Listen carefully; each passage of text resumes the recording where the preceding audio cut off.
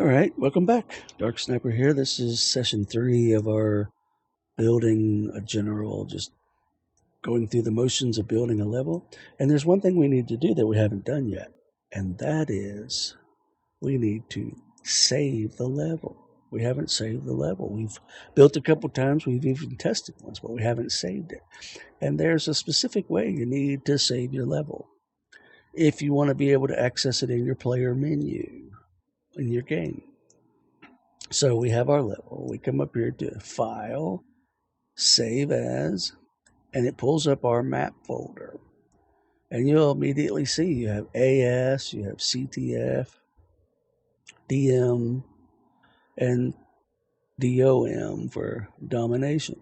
So we have Capture the Flag, Assault, Deathmatch, and Domination. And you have to determine what kind of map is yours going to be, because there are specific things we have to do to it to make it function as such.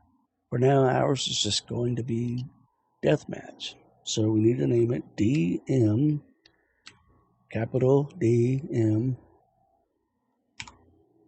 not an underscore, but a dash. And then we need to come up with a very specific name. You see a bunch of weird looking names come up there. That's how people are choosing to solve that issue.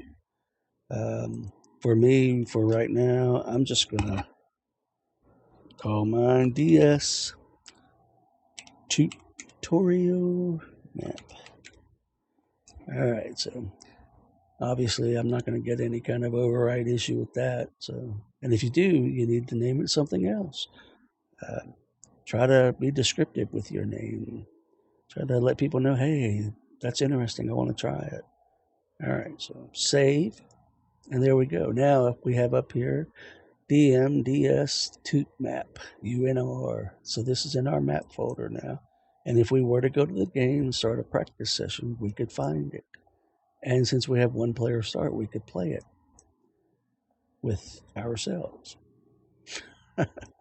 All right, let's look at something else while we're talking about configuring maps. Let's go up to View, Level Properties.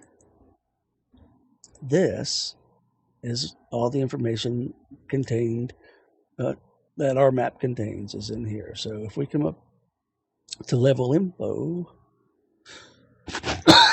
pardon me, we could put our name in here.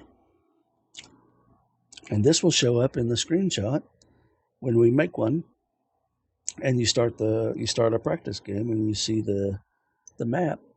This name will show up here. I'm going to say Dark Sniper.